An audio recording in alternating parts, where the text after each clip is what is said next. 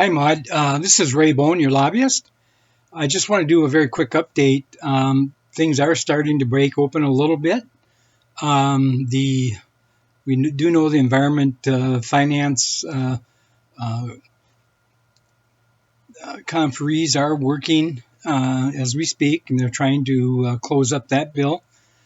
They still have the problem with the Clean Car Act, but I think that's going to be settled. If it's not settled by the committee members, it will probably just be dropped, according to what leadership is saying. That they expect the committee chairs to basically handle all these issues, and if they can't handle them, and especially if it's just a policy issue, it will be dropped. And the governor actually doesn't want this language. It further restricts him.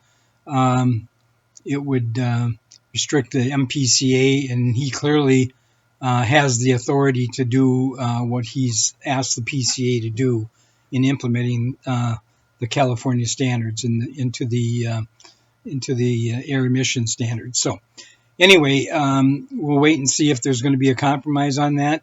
But both Senator Gazelka, the majority leader, and the governor have indicated that they do not plan on holding anything hostage, and nothing will stand in the way of them being able to have everything wrapped up in time, that no state agencies are closed down or government's not closed down. So I think with those assurances, it's just a matter of time. It's still anticipated the governor is going to call a special session for the 14th. If he wants to retain his emergency powers, he has to call it by the 14th. And Gazelka had also indicated, Senator Gazelka had indicated that if he calls them back into session on the 14th, that they will stay in session until it's resolved. The budget is adopted. So one way or the other, after the 14th, it sounds like we're going to have legislators at the Capitol. And speaking of the Capitol, it looks like we may even get inside the Capitol and actually do a little face-to-face lobbying if needed. I think, unfortunately, at that point, it's all going to have been decided. So, except for a few things, if any, and but it will be nice to see the insides of those halls and those lobbies. So anyway, the one area where it appears as though we're making some progress, we are making progress, is the legacy bill. The legacy bill was informally adopted by the conference committee, or the working group, as they say.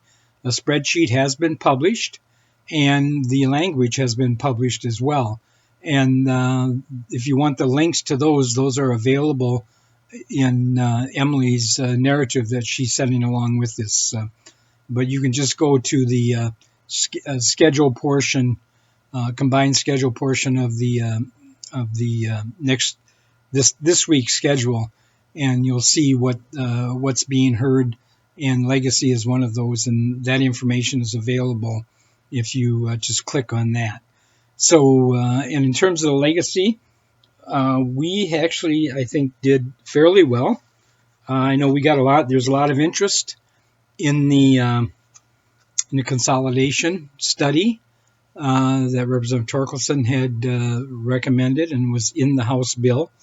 That did get dropped. Many of us encouraged that particular provision was not ready for prime time.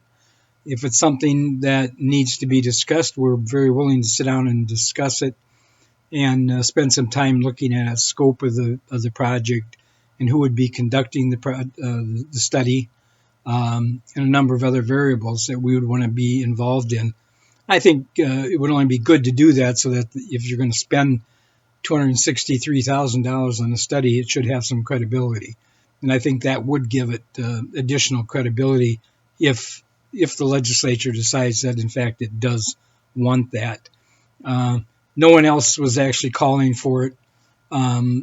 But everybody talks about our system of delivering water management as being so complex.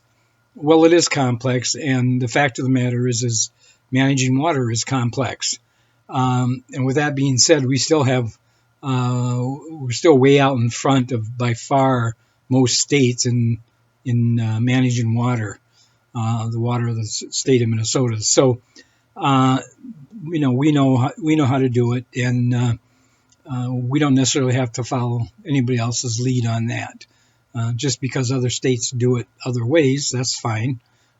We do it the old Minnesota way. So anyway, I think we need, I think it'd have to be some evidence that the system is broken and it needs to be reworked. And I don't think we have that evidence right now. I think, in fact, the system is working, and nothing is obviously perfect. So we may be discussing that issue again. We just don't know. We're not pushing for it, obviously. But if someone wants to talk about it, we're certainly willing to sit down and talk about it. The Clean Water Fund, there seem to be pretty much follow, I think, the recommendations of the Clean Water Fund. Everybody was funded at the recommended levels pretty much. Forever Green was funded. Minnesota Ag Water Quality Certification Program was funding. Another ag program, which we thought was extremely important in Bowser program, is the drainage program, the drainage conservation program, which we've worked on. We think that program is pretty critical to assisting farmers and with drainage issues. Also, the Red River Valley got money in for this actual appropriation, $150,000 each year for the River Watch program, and actually through the Friends of Minnesota River, they were able to, I think, another $50,000 to extend a River Watch type program to the Minnesota River. And Lisa Fournette did a terrific job in lobbying that, because again, the Red River Watershed Management Board is very proud of that program they developed with the students in their areas, and it's actually been very beneficial. The other elements that may be of interest is that it appears as though all the soil-related programming that Bowser had recommended pretty much went by the wayside for this year, and I don't know the reasoning for that. I know there was a lot of interest in it, but it appears though there were no funding unless it's buried somewhere else. And again, we've not had these spreadsheets explained to us, so I'm not totally sure. But I don't see the money anywhere else. It was the cover crop received $4 million for the biennium. Wetland restoration easements received $5.8 million. The soil health practices for groundwater, soil health practices for wind erosion, and sustainable forestry soil health practices all went by the wayside. They were not funded. And again, as I indicated, the merger or consolidation study was not funded either. There were some. The One Watershed, One Plan was funded. Water Partners Legacy Grant Program was funded. $1 million. The One Watershed, One Plan received just about $6 million for the two bienniums. Conservation Drainage Management was the one that I was talking about earlier. That was one funded at $850,000 a year for $1.7 million. Conservation Reserve Enhancement Program was funded at $5.6 million for the biennium. 1.7 to begin with, and 3.8 for the second year. So anyway, I think we did fine. I think some of the issues that were there that we had a few little heartburn over went away, and whether or not, like I say, whether or not they'll ever come back, I guess we'll just have to watch and see if people want to discuss them with us further over the interim. And again, we're happy if someone wants to talk about any of these issues. We're happy to sit down and talk about them. And in the legacy part of the bill, I think there were 3 or 4 watershed districts that actually did receive some funding, which they had pursued. Shell Rock River, I know, was one of them. I think Two Rivers Watershed District was another for a project they're doing up there. Shell Rock was another one that received some money. So anyway, that is pretty much where we're at. We expect the session to start on Monday, the 14th.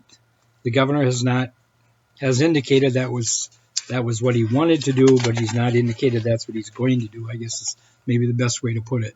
But we think we're hoping that he starts the 14th and they can end it the 14th. But I don't think that's going to be true. I think it probably will take pretty much all that week to process everything. It takes a huge amount of time to process all the paperwork. And some of these bills are 1,000 pages long, and it really does take a long time to process everything. So with that, I think, as I indicated, if you want to look at more closely at the Clean Water Fund bill, legacy bill, spreadsheet, and the language, it is there, and we'll send along the link on Emily's narrative so that you have easy access to it. So with that, we'll get back to you again as soon as we know more, and hopefully we'll have the environment bill completed by the end of this week at the latest. Hopefully tomorrow, but I guess we'll see. We'll see what happens. That's all we can do. Wait and see. So with that, I'm going to sign off and keep cool, I guess, is the best thing I can say right now. Thank you.